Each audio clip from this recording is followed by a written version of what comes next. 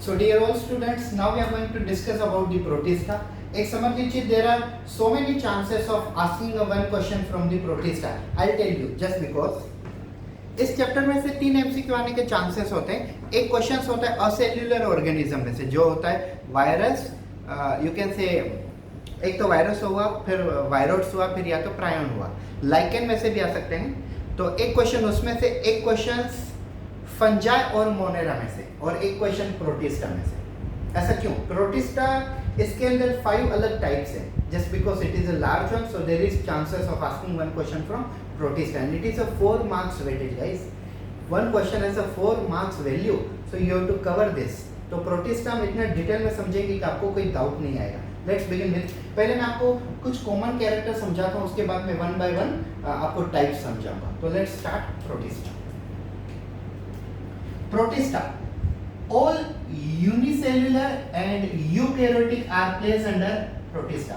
मतलब R H. Whittaker ने सभी ऑर्गेनिज्म को डिवाइड किया. वो थे monera, protista, plantae, animalia, fungi. So fungi, plantae, animalia, they all are eukaryote.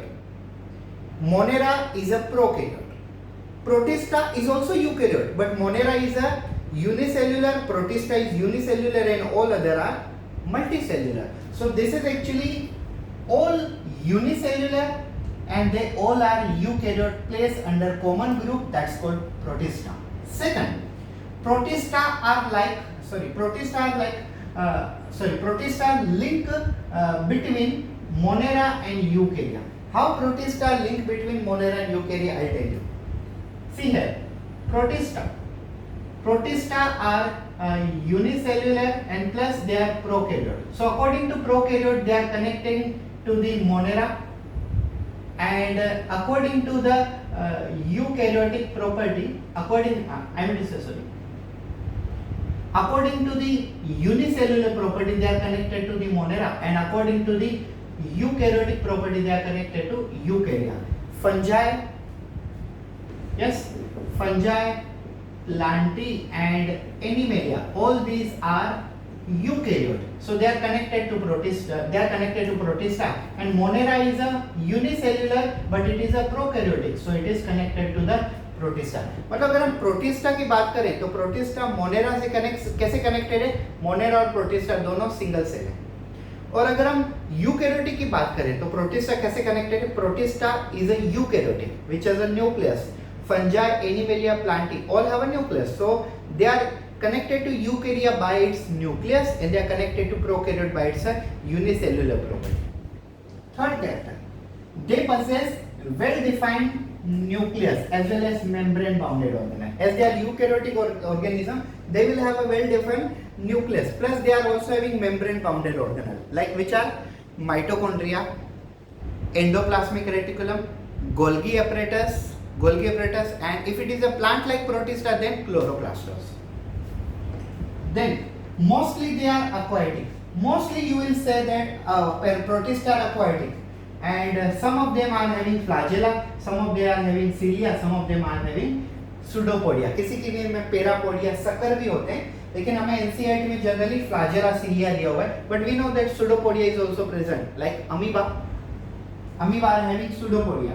Then protista can be reproduced by sexually as well as asexually. उनके अंदर sexual asexual दोनों मोड अवेलेबल हैं, और दोनों मोड फ्रेगमेंटेशन से, फिजन से ऐसे भी अवेलेबल होते हैं. प्रोटिस्टा में भी प्लांट लाइक, प्रोटिस्टा में भी एनिमल लाइक, प्रोटिस्टा में भी फंजा लाइक, और प्रोटिस्टा में भी यूग्लिनोइड्स. तो प्रोटिस्टा के 4 कैटेगरी आती है, लेकिन एनसीईआरटी में उनको कुछ अलग तरीके से पेश किया गया है, लेकिन मैं आपको सब डिटेल में समझाऊंगा. तो ये कुछ कॉमन कैरेक्टरिस्टिक्स थे प्रोटिस्टा के बारे में. अब हम इनके इंडिविजुअल सिंगल टाइप के बारे में देखते हैं.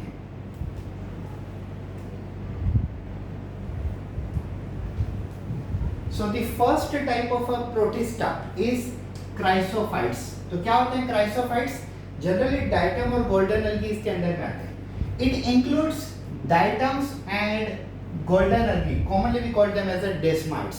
Yes, chrysophytes includes diatoms and golden algae. These are the example, keep it in mind.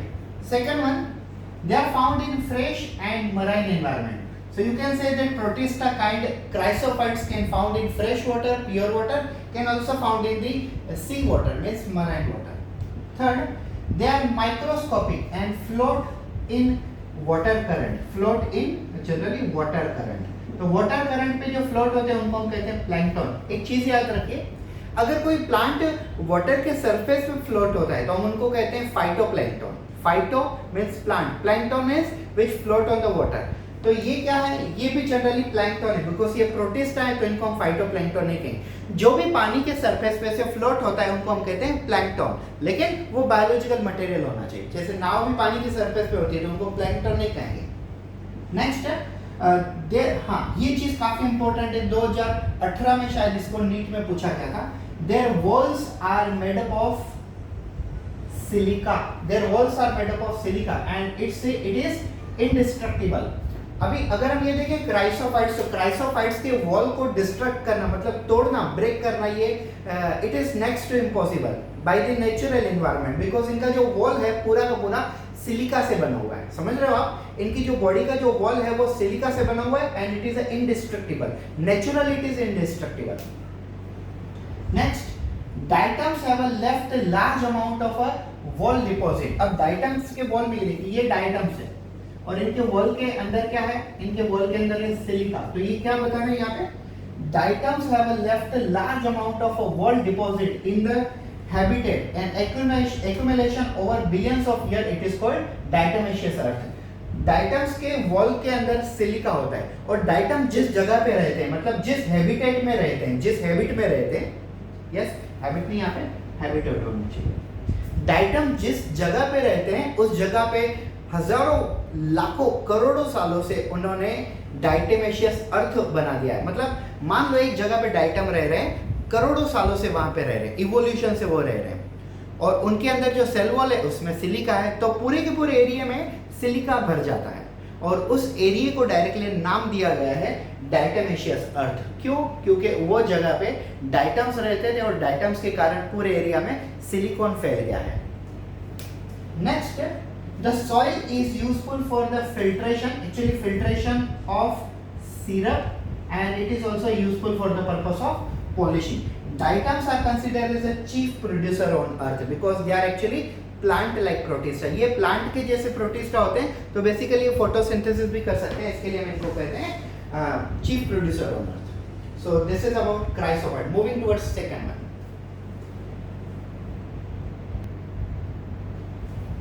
So the second type of protista is dinoflagellate. First we discuss about chrysophytes. Now second is dinoflagellate. See, mostly marine and photosynthetic and most of them have flagella. मतलब maximum अगर हमने पिछले वाले देखे chrysophytes तो उसमें fresh water और marine दोनों थे, लेकिन ये सिर्फ मोस्टली मराइन है। And that photosynthetic means first one was also plant like protista, this is also plant like protista। Actually plant, animal, फंजा and यूग्लिनोइड ऐसे 4 प्रकार आते हैं, लेकिन हमें एनसीईआरटी में 5 दिए हुए हैं। तो फर्स्ट और सेकंड दोनों प्लांट लाइक प्रोटिस्टा होते हैं and they are photosynthetic and most of them have flagella for the purpose of walking, means slightly movement.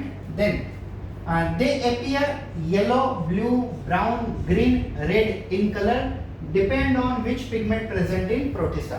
जैसा पिगमेंट होगा वैसा ही उनका कलर होगा। लाइक येलो कलर है तो ऑब्वियसली जैसे yellow colour is obtained by the xanthophyll, blue colour is obtained by the anthocyanin, likewise। Then the cell wall has stiff cellulose plates on outer surface। As you know that in a chrysophyte we discussed that diatom cell wall is made by the silica and it is permanently indestructible, but इनके अंदर ऐसा नहीं, the cell wall has a stiff cellulose plate on the outer surface। जैसे जैसे आप धीरे धीरे note down करते जाओगे इंपॉर्टेंट चीजें, तो आपको एमसीक्यू सोल्व करने में काफी आसानी होगी। 3 एमसीक्यू वाला चैप्टर स्टूडेंट याद रखो, छोटी चीज नहीं। जिनको एमबीबीएस करना है, डेंटिस्ट तक पहुंचना है ना, डॉक्टर बनना है, उनके लिए ये 3 एमसीक्यू काफी इंपॉर्टेंट है। चैप्टर वाले सिंपल क्यों ना हो, लेकिन this is very valuable. Then red dinoflagellates called gonyaulax, आपको एमसीक्यू आएगा और मैं जब पढ़ाऊंगा एमसीक्यू तो एमसीक्यू में मैच द पेयर में भी ये चीज आएगी, ठीक है। Red dinoflagellates called gonyaulax undergo rapid multiplication and they make the sea appear red tide। समुद्र में जो रेड टाइड्स होता है, जो आपने सुना हुआ रेड टाइड, वो रेड टाइड किसके कारण होता है? गोनोलिक्स के कारण होता है, which is a one type of a red dinoflagellate. It is a dinoflagellate, but which type of dinoflagellate? Red dinoflagellate. अब रेड क्यों? मोस्ट प्रोबेबली अगर हम कहते हैं फोटोसिंथेटिक, तो रेड कलर होता है तो भी फोटोसिंथेटिक होता है ना, करेक्ट है क्या नहीं? क्या सिर्फ ग्रीन प्लांट ही फोटोसिंथेसिस करते हैं? नहीं, और जैसे येलो कलर वाले कुछ प्लांट होते हैं, येलो कलर जैसे हमने 3 प्रकार के क्लोरोप्लास्ट देखे हमने, वन इज अ मीन्स 3 प्रकार के हमने प्लास्टिड देखे, one is a chloroplast green plastid, second one leucoplast white plastid, third one is chromoplast colourful plastid. तो ये कलर है ना, अगर जिसके अंदर रेड कलर होगा वो क्या होगा? डायनोफ्लैजेलेट्स। कौन सा होगा? लेकिन वो रेड कलर, और वो उसका एग्जांपल है Gonyaulax. And what it is doing? It is doing reptiles. आखिरी वाला देखिए, toxin released by such large number of organism kill other marine animal even though like fishes. ये जो टॉक्सिन प्रोड्यूस करते हैं ना, उससे अदर मराइन एनिमल की लाइफ खतरे में पड़ सकती है। फिशेस भी मरते हैं, काफी सारे फिशेस हम देखते हैं कि बीचेस पे मर के आगे आ जाते हैं, मतलब पानी में मर जाते हैं और मरने के बाद आगे आ जाते हैं। पानी के कारण नहीं मरते, वो टॉक्सिन्स के कारण मरते हैं। तो ये है डायनोफ्लैजेलेट्स। So the third type of protista is a slime molds. Yes, let's begin with the first character. Slime molds are saprophytic protista. Saprophytic means which grows on dead and decaying organism. मतलब जिसकी death हो चुकी है, जो decompose हो रहा है, उनके ऊपर जो प्रोटिस्टा ग्रो होते हैं वो होते हैं स्लाइम माउल्ड्स, सेप्रोफाइटिक। इवन तो ब्रेड के ऊपर जो फंगस बैठता है वो भी स्लाइम माउल्ड्स ही होते हैं। मैंने आपको प्रोटिस्टा के जो बिगिनिंग में बताया था वो बताया। आपको याद है मैंने जब आपको फंजाई पढ़ाया होता, फंजाई, तो फंजाई में बेसिकली क्या होता है? फंजाई भी अगर ब्रेड के ऊपर कोई माउल्ड ग्रो होता है तो वो भी फंजाई होता है, लेकिन वो कौन सा टाइप का फंजाई होता है? Slime mould. स्लाइम माउल्ड को हम क्या कह सकते हैं? They are fungi like protista. Fungi like protista मतलब इनके अंदर फंजाई के जैसे कैरेक्टर है। जैसे saprophytic protista, it is a character of fungi, no, growing on dead and decaying material is a saprophytic nature, and this is which feature? This feature is presented by the fungi, but this is protista. So it is which type of protista? It is a fungi like protista. Second character, under suitable condition they forms aggregation called as a plasmodium. मतलब जब इनका condition suitable होता है, मतलब best environment होता है, तो ये सभी के सभी प्रोटिस्टा एक साथ आ जाते हैं और क्या बन जाता है? प्लाज्मोडियम बन जाता है। एंड ये कैसे ग्रो होता है? They grow and spread up to the several fruit. ये देखिए प्रोटिस्टा क्या है? प्रोटिस्टा एक्चुअली यूनिसेल्युलर, ना, प्रोटिस्टा यूनिसेल्युलर है, लेकिन अगर कंडीशन फेवरेबल होती है तो ये सभी यूनिसेल्युलर पास में आ जाती है। देखिए फर्स्ट, सेकंड, थर्ड, ये काफी सारे यूनिसेल्युलर ऑर्गेनिज्म एक साथ में आ गए, तो ये जो बंच बन गया, इस बंच को हम क्या कहेंगे? इसे हम कहेंगे प्लाज्मोडियम। और ये देखिए अनफेवरेबल कंडीशन, मतलब पहले क्या थी? फेवरेबल, अब क्या है? Unfavourable. First there was a suitable condition in which plasmodium aggregate and forms under the suitable condition slime mold come close together and turn into the plasmodium like organism which can grow and spread up to the several feet. अब ये देखिए unfavorable condition, plasmodium differentiate and forms fruiting body bearing spore. अब ये देखिए पहले क्या होता है? छोटे स्लाइम माउल्ड्स एक साथ में आके क्या बन जाता है? प्लाज्मोडियम। अब अनफेवरेबल कंडीशन में जो प्लाज्मोडियम है वो सेपरेट हो जाएगा और क्या बन जाएंगे? फ्रूटिंग बॉडी बन जाएगी, और फ्रूटिंग बॉडी में क्या होगा? स्पोर, और एक स्पोर में से क्या बन सकता है? एक नया स्लाइम माउल्ड्स बन सकता है। फिर से एक बार सुन लीजिए, क्योंकि मैं खुद ही सेटिस्फाइड नहीं होता अगर जब तक मैं आप सेटिस्फाइड नहीं होते। See, this is single slime mold, this is single slime mold, so many slime mold. But when the condition is a good, they come close together, means they aggregate with each other and turn into single plasmodium. But when condition is not favorable, that time this plasmodium undergo breakdown, means produce a small cell. All these cells are containing spore. One spore can convert into the new slime mold. Yes. Next, spore are resistant and survive many years. Even the bacteria के spore भी होते हैं ना, वो resistant होते हैं temperature को, pH को, और काफ़ी साल तक जिंदा रह सकते हैं। जस्ट लाइक अ टिटेनस, जब भी हमें कोई एक्सीडेंट वगैरह होता है, कोई मिट्टी में टच हो जाता है, लोहे का आयरन रोड से अगर हम कोई भी आयरन की जंग लगी हुई चीज़ से कनेक्ट हो जाते हैं तो फिर हम टिटेनस के इंजेक्शन लेते हैं, क्योंकि टिटेनस जो होते हैं क्लोस्ट्रीडियम टिटेनिक बैक्टीरिया होते हैं, वो स्पोर प्रोड्यूस करते हैं जिनके स्पोर 40 साल तक जिंदा रह सकते हैं। यस, इनके स्पोर भी काफ़ी साल तक जिंदा रह सकते हैं। तो ये थर्ड वाला प्रोटिस्टा है।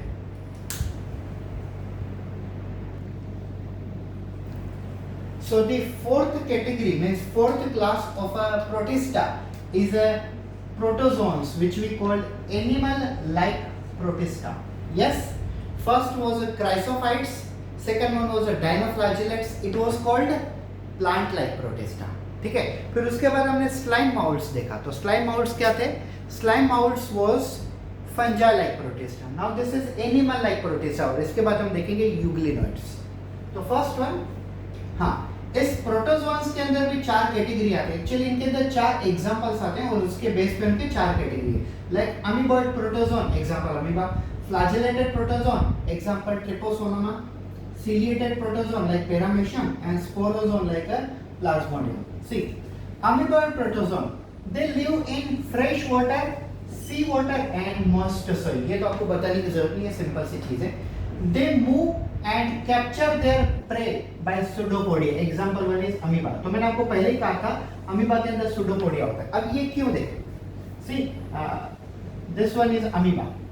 Now amoeba move from this position to this position. ठीक है, amoeba moves from this position to this position and then move forward. तो अमीबा से आगे आगे मूव होती जाती, जैसे उनको फूड मिलेगा वो कैप्चर करने के लिए आगे जाएंगे। लेकिन अमीबा के लेग्स किसी ने आज तक देखे नहीं, और किसी ने उनके लेग नहीं देखे हैं, लेकिन फिर भी मूव हो रहे हैं, तो उनको नाम दिया हुआ है pseudopodia. Like we are having a poda, we are having legs, but amoeba do not show their leg, then it is called pseudopodia.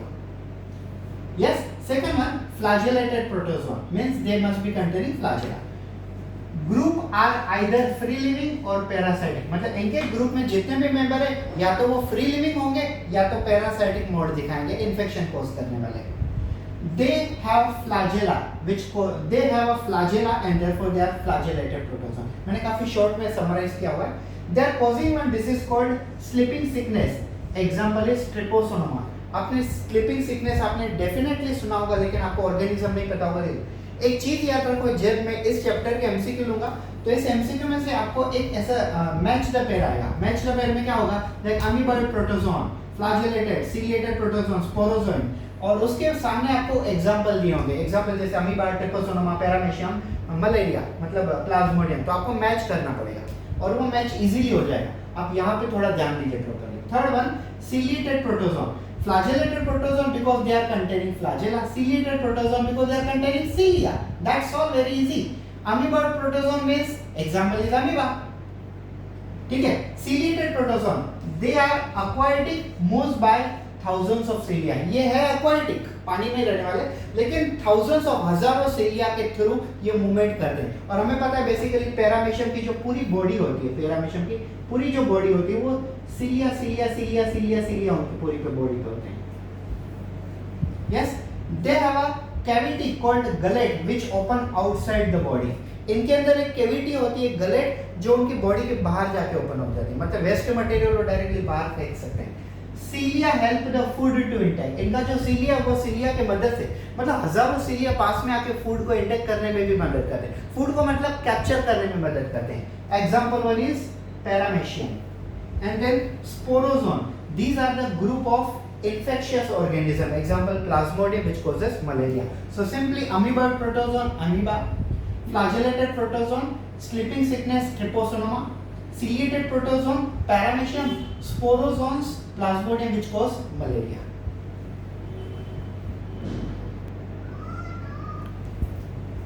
So guys, this is the last one from the protista. So first character, mostly they are found in fresh water, but some are also found in stagnant water. Second, they have a protein rich layer called as a pellicle. ये काफी interesting topic है। Interesting topic ही सिर्फ नहीं, काफी valuable topic है। हमारे paper में, हमारे क्वेश्चंस में एटलीस्ट 2 एमसीक्यू इसके बारे में आएंगे, तो समझ लीजिए क्या है। They have a protein rich layer called as a pellicle which make the body flexible, मतलब इनकी जो पूरी बॉडी होती है वो पेलिकल नाम के प्रोटीन से बनी होती है, वो आउटर कवरिंग, और आउटर कवरिंग पेलिकल नाम से बने होने के कारण ये टोटली फ्लेक्सिबल होती है, मतलब सॉफ्ट बॉडी होती है। Third character, they have two flagella, one short and another is a long, मतलब इनके दो फ्लैजेला होते हैं, मतलब हम ऐसे कह सकते हैं they are having one small and there is a one large one. Fourth, they predating on other animal, मतलब ये दूसरे एनिमल के ऊपर डिपेंड रहते हैं, उनको खाते हैं। Fifth one, they act as a photosynthetic, ये चीज जो है ना ये काफी इंटरेस्टिंग है यूकेरियोट्स के बारे में। देखिए, they act as a photosynthetic in presence of sunlight, but in absence of a sunlight or light they behave as heterotropic, मतलब जब तक सनलाइट है तब तक वो फोटोसिंथेसिस कर सकते हैं, लाइट एब्सॉर्ब कर सकते हैं, फोटोसिंथेसिस कर सकते हैं। जैसे ही लाइट चली गई मतलब लाइट अंधेरा हो गया, इवनिंग टाइम हो गया, तो ये फोटोसिंथेसिस बंद कर देते हैं। अब आप सोचोगे प्लांट भी तो ऐसे ही करते हैं, नहीं। अगर आपने 12th क्लास नहीं ज्वाइन किया, 11th क्लास नहीं ज्वाइन किया होगा तो आप ऐसे सोचोगे। फोटोसिंथेसिस डे नाइट दोनों में होती है, डे टाइम में डे रिएक्शन होती है, नाइट टाइम में नाइट रिएक्शन, डार्क रिएक्शन होती है। लेकिन यहाँ पे क्या होता है, in presence of sunlight they are working as a photosynthetic, they are working as autotrophic, but in absence of sunlight they becomes heterotrophic. Pigments euglenoid is identical to the higher plant. इनके अंदर euglenoids के अंदर जो euglenoid pigment होता है वो higher plant के, मतलब एंजियोस्पर्म, जिम्नोस्पर्म, टेरिडोफाइट्स इनके जैसा ही होता है। एग्जाम्पल इनका Euglena. So this was the fifth protista. तो हमने 5 प्रोटिस्टा कौन से देखे थे? First protista was chrysophytes which was a plant like protista. Second one was yes dinoflagellate which was also plant like protista. Third one we discuss about that was called slime mold which was called fungi like protista. And then we discuss about protozoans. We discuss about protozoans that was called as the animal like protista. Yes, or protozoa. तो हमने उसके अंदर 4 amoeboid protozoan, flagellated protozoan, ciliated protozoan, ये हमने 4 देखे। And then this is one is euglenoids.